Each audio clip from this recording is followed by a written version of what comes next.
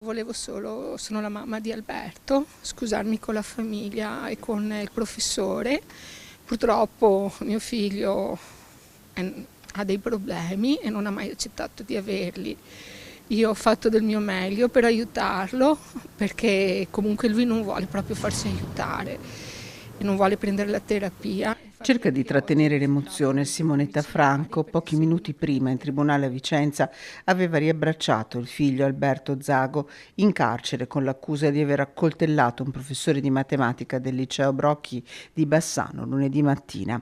Gli ha parlato, gli ha detto che la sua famiglia è con lui. Da mesi Alberto Zago non tornava nella casa di Quinto di Treviso, un allontanamento volontario dopo che da dicembre non aveva più fatto ritorno nella comunità del Bellunese dove viveva da qualche anno.